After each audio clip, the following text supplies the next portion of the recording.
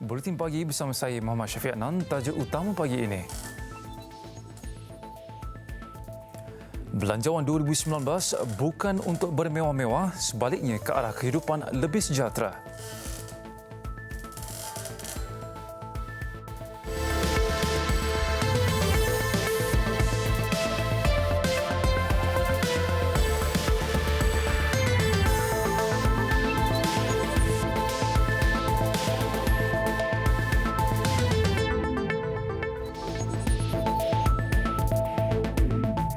Assalamualaikum dan salam sejahtera. Belanjawan 2019 bukan untuk bermewah-mewah.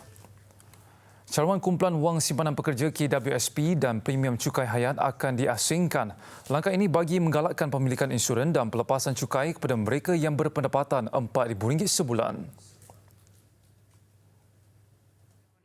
Menurut Menteri Kewangan Lim Guang Eng, pelepasan cukai diberi kepada mereka berpendapatan RM4,000 terhadap caruman KWSP atau dana pencen yang diluluskan. Bagi golongan berpendapatan RM3,000 akan menikmati pelepasan cukai bagi takaful atau bayaran premium insurans hayat. Bagi penjawat awam di bawah skim pencen, pelepasan cukai diberi kepada golongan yang berpendapatan sehingga RM7,000. Sebanyak RM29 bilion akan diperuntukkan kerajaan bagi perkhidmatan kesihatan dengan peningkatan 7.8% berbanding tahun lalu.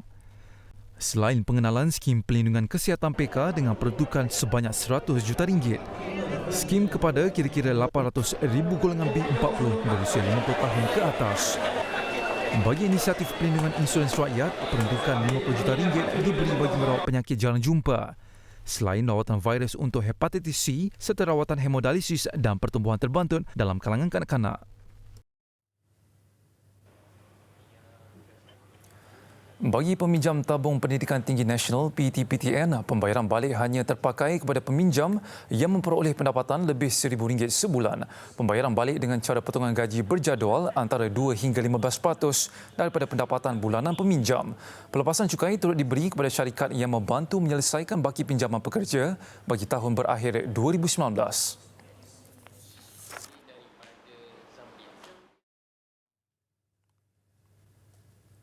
RM2 bilion diperuntukkan di bawah skim pembiayaan teknologi hijau dalam Belanjawan 2019. Ia bagi menggalakkan pelaburan industri teknologi hijau dengan kerajaan menampung subsidi kadar faedah 2% bagi tempoh 5 tahun pertama.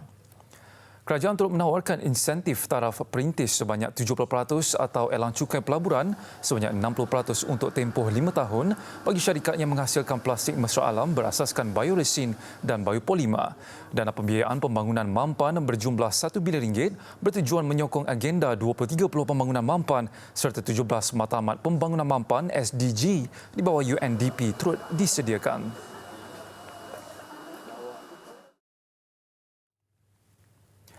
RM30 juta diperuntukkan untuk insentif penerbitan filem di Malaysia. Sebagai tambahan, Khazanah Nasional Berhad akan menyediakan peruntukan RM100 juta bagi penerbitan filem di Studio Pinewood di Iskandar, Johor. Itu antara inisiatif mencetuskan kuasa ekonomi baru diumum dalam Belanjawan 2019 semalam. Bagi lonjakan industri 4.0, Khazanah Nasional turut diberi peranan membangunkan 80 ekar tanah di Subang sebagai hub aeroangkasa bertaraf dunia. Khazanah akan bekerjasama dengan agensi berkaitan terutama MARA dalam melahirkan tenaga kerja berkemahiran bagi memenuhi keperluan industri.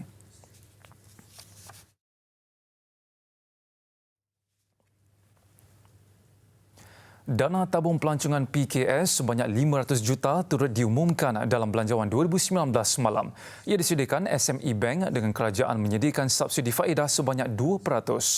Kerajaan yakin dapat membawa masuk 30 juta pelancong asing dengan sasaran RM100 bilion menyumbang kepada ekonomi negara menjelang tahun 2020.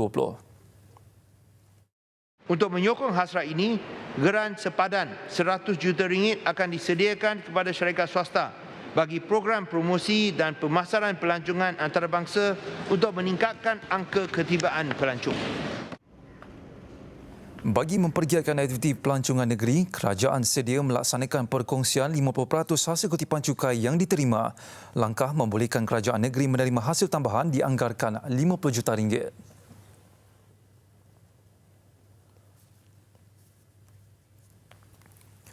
Perkongsian 50% hasil kutipan cukai pelancongan dengan kerajaan negeri yang diumumkan pada pembentangan bajet 2019 mampu memberi pendapatan tambahan sehingga RM10 juta setahun kepada Melaka.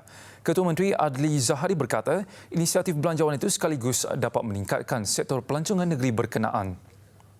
Kalau kita lihat di peringkat negeri ini, antara yang kita dapat manfaat terus daripada ini adalah tentang 50% potongan cukai pelancongan. Ini di mana kerajaan negeri akan dapat manfaat terus sekitar 5 ke 10 juta ringgit setahun pertambahan pendapatan kita daripada 50%. Beliau ditemui selepas menyaksikan pembentangan bajet 2019 di Auditorium Seri Negeri Air Keruh Melaka semalam. Menurut Adli, cadangan memulangkan 50% cukai pelancongan pernah disuarakan kerajaan negeri Melaka sebelum ini. Ujarnya, Melaka bakal menerima manfaat besar daripada usaha kerajaan pusat menyasarkan untuk menarik 30 juta pelancong asing. Kenaikan peruntukan dari 4 bilion kepada 5 bilion ringgit untuk negeri Sabah disambut baik oleh Ketua Menterinya Datuk Seri Muhammad Syafiee Apdal. Namun, beliau mengharapkan lebih banyak peruntukan dapat diberi kepada negeri itu dalam usaha membangunkan 3 sektor utama iaitu keselamatan, pendidikan dan kesihatan.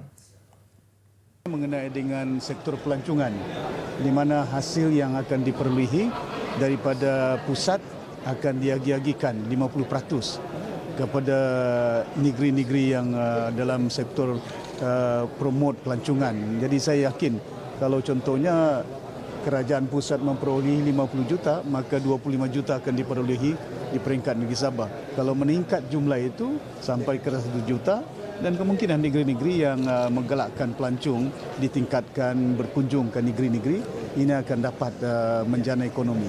Jadi ini merupakan satu pendekatan yang baru to incentivize sektor pelancongan yang merupakan sektor yang akan diberi tumpuan oleh kerajaan negeri Sabah, dan saya yakin negeri-negeri lain ini merupakan salah satu perkara yang kita tekankan. Dan saya melihat dari segi apa yang telah disebutkan oleh Yang Berhormat Tuan Lim Guan Eng selaku Menteri Kewangan juga memastikan supaya prasarana di peringkat negeri Sabah akan diteruskan saya kerangka-kerangka ini, dan begitu juga dalam dari segi sektor keselamatan di mana Eskom sebagai satu badan ini juga dapat tumpuan daripada belanjawan kali ini. Ya. Cuma apa yang penting kita nak tahu dari segi pecahan dan spesifik what is actually the 5 billion expenditure that has been tabled. Menteri Komunikasi dan Multimedia Gobind Singh Dio menyifatkan Belanjawan 2019 sebagai bajet mengambil kira keperluan semasa rakyat walaupun Malaysia menghadapi kekangan tertentu. Katanya peruntukan RM1 bilion untuk melaksanakan pelan gentian optik dan kesaling hubungan negara NFCP adalah berita baik yang ditunggu-tunggu. Tahun depan kita boleh buat fokus supaya kita boleh pastikan bahawa seluruh negara termasuk kawasan dalam bandar dan juga luar bandar, kawasan terpencil dan sebagainya boleh mendapat kemudahan internet. Itu satu perkara yang cukup penting untuk saya. Sementara itu, penjawat awam melahirkan rasa syukur bayaran khas RM500 diumum dalam Belanjawan 2019 meskipun negara menghadapi kekangan kewangan. Terima kasih kepada pihak Kerajaan Harapan sebab dalam kegawatan ekonomi pun kerajaan masih menghargai penjawat awam kami dan memberi RM500 kepada kami sebagai satu penghargaan kepada penjawat awam kami ini. Saya amat terima kasihlah kepada Kerajaan Pakatan Harapan ini. Sebagai penjawat awam, kita amat menghargai atas jasa baik Kerajaan Pakatan Harapan yang baru ini, dan kita berjanji akan bersama-sama dengan kerajaan baru untuk menggelimbing usaha dan tenaga bagi memastikan Malaysia mampu mengorak dengan kejayaan lebih besar pada masa akan datang. Kami penjawat awam sebenarnya tidak menjangkakan bahawa bayaran bantuan khas kepada penjawat awam yang berjumlah RM500 ini diberikan sebab dalam kita sendiri pun tahu dalam keadaan ekonomi yang gawat sekarang. Tapi bila dah menerima pengumuman macam ni, kita sebagai penjawat awam berterima kasihlah kepada Kerajaan Pakatan Harapan. Kerajaan mengumumkan pemberian RM500 kepada penjawat awam grade 54 dan ke bawah dalam Belanjawan 2019 semalam. Bayaran khas sebanyak RM250 juga diberikan kepada besar kerajaan. Kesemua bayaran khas yang membabitkan peruntukan RM1 bilion itu akan diagihkan sebelum akhir tahun ini. Bagi memperkasakan tahap daya saing negara dan memudahkan perniagaan serta menghadapi cabaran global, satu jawatan kuasa ditubuhkan. Kementerian Kewangan dan MITI akan menubuhkan satu jawatankuasa yang dipengerusikan bersama oleh kedua-dua menteri untuk memacu agenda reformasi kawasalia, khususnya dalam penambahbaikan proses perdagangan dan pentadbiran cukai. Kita akan memberikan isyarat kepada dunia bahawa Malaysia adalah mesra pelabur atau dengan izin, Malaysia is open for business. Tegas Guang Eng, kerajaan tidak patut terbabit dalam perniagaan. Sehubungan itu, Kementerian Kewangan akan menerajui pasukan petugas khas untuk menilai peranan dan fungsi badan berkanun serta syarikat milik Menteri Kewangan diperbankan bagi mengelakkan kerajaan bersaing dengan pihak swasta. The business of the government is not to be in business. Jelas sekali, syarikat-syarikat milik kerajaan bersaing secara langsung dengan syarikat swasta dalam sektor tidak strategik. Ini mengakibatkan fenomena menghimpit sektor swasta atau crowding out, di mana syarikat swasta tidak mampu berkembang dan bersaing secara sihat. Kerajaan baru akan terus berusaha mengurangkan defisit fiskal yang dijangka mencapai 3.7% pada tahun 2018 kepada 3.4% pada 2019, 3% pada 2020 dan seterusnya 2.8% pada tahun 2021. Antara usaha yang akan dilakukan menyemak dan mengurus hutang dengan penubuhan pejabat pengurusan hutang. Pejabat pengurusan hutang yang bertanggungjawab untuk menyemak dan menguruskan hutang dan liabiliti kerajaan. Pejabat pengurusan hutang akan memantau penerbitan hutang oleh Kerajaan Persekutuan, Badan Berkanun dan syarikat tujuan khas SPV secara holistik. Kerajaan berhasrat untuk mengelakkan berlakunya badan khidmat hutang yang lebih tinggi akibat kelemahan koordinasi dalam penerbitan hutang. Beliau berkata demikian ketika mengumumkan Belanjawan 2019 semalam.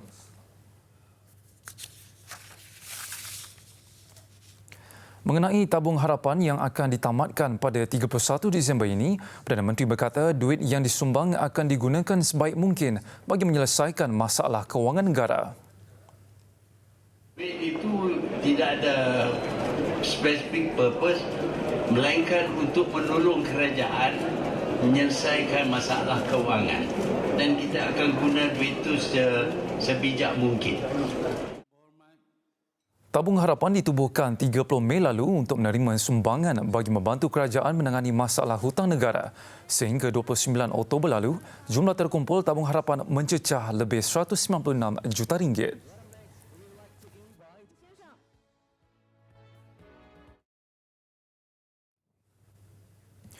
Ahli perniagaan Low Teck Jo atau Jolo yang sedang diburu mengaku tidak bersalah dalam skandal One Malaysia Development Berhad 1MDB. Dalam satu kenyataan di laman webnya, beliau meminta orang ramai untuk membuka minda dan mengemukakan bukti atas salah lakunya. Jabatan Keadilan Amerika Syarikat DOJ sebelum ini menuduh Jolo terlibat pengubahan wang haram dan rasuah berbilion ringgit daripada dana pelaburan 1MDB. Pendakwa raya mengumumkan 3 dakwaan terhadap Jolo dalam skandal dana pelaburan itu. Jolo dalam kenyataannya bagaimanapun berkata beliau tidak memegang jawatan rasmi di 1MDB dan tawaran bond ditawarkan secara terperinci dalam dakwaan DOJ itu dijalankan secara terbuka dan sah di antara institusi kewangan yang berpengalaman yang dikawal selia dengan baik oleh entiti kerajaan.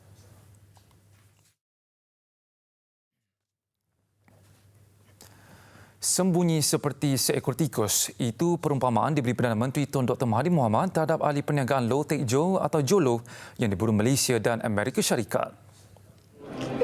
I haven't heard, but I heard just now. Yeah, I don't know, maybe, are you lying? Where do you get this news?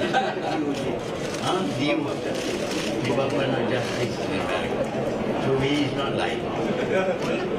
They would like to get Jolo and put him on trial. But Jolo, of course, is nowhere to be seen. We don't know where he is. We also would like to have him because we have several charges against him. But America also wants him. So now, before he was a man of the world, fleeting around in jet planes and equanimity. Not just in the next few years, in the markets. Perdana Menteri berkata demikian di Parlimen semalam. Beliau diminta mengulas dakwaan dibuat Jabatan Kehakiman DOJ Amerika Syarikat terhadap dua tokoh perbankan Goldman Sachs, Tim Lesner dan Roger Ng serta Jolo. Sebanyak 3 dakwaan jenayah telah difailkan oleh DOJ di sebuah mahkamah di New York terhadap Jolo dan Roger Ng. Jolo didakwa dalam utama skandal One Malaysia Development Berhad 1MDB.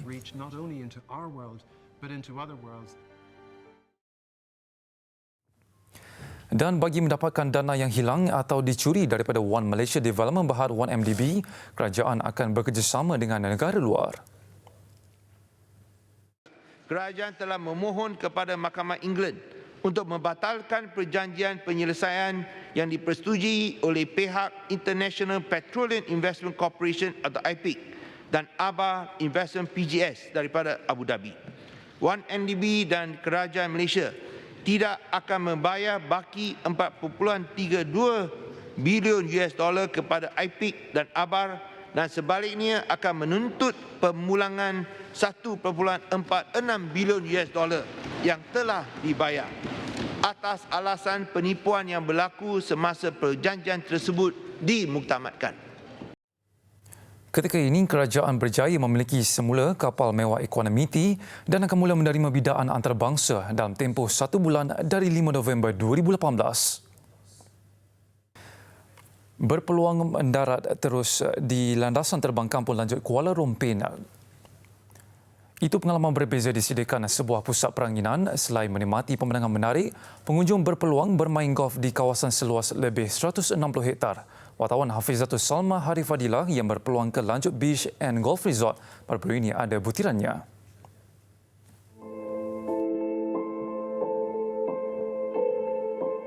Terletak di sempadan Johor dan Pahang iaitu kira-kira 4 jam perjalanan dari Kuala Lumpur, pusat peranginan lanjut yang jauh dari hiruk pikuk kota, begitu mempesona dengan tarikan dari subuh hingga ke tengah malam. Kalau anda dapat dengar, inilah bunyi ombak laut Cina Selatan di mana dekat sini semua sesiapa saja boleh memancing, berenang dan yang paling penting kalau anda bertuah anda dapat melihat ikan lumba-lumba berenang di kawasan ini. Selain perjalanan darat, landasan sejauh 1.3 km ini juga berjaya menarik juruterbang luar negara. It's so incredible from the runway to the golf course is less than 5 minutes and straight away we can have a game. I don't think you can do it anywhere in Peninsular Malaysia. Dikelilingi persekitaran alam semula jadi yang harmoni dan menenangkan, pusat peranginan lanjut sesuai dijadikan lokasi santai bersama keluarga maupun aktiviti korporat. Lanjut ni adalah sebahagian part of the orang kata kawasan endau Rompin. Maksudnya hutan-hutan yang berdekatan dengan lanjut ni masih lagi nature, masih lagi terpelihara. Dan di situ kita selalu buat jungle trekking dan untuk orang explore apa yang ada dalam tu. Di samping tu kita dekat dengan sungai Rompin yang kaya dengan hasil sungainya seperti udang galah yang terkenal, udang galah Rompin, dan amat enak dan manisnya.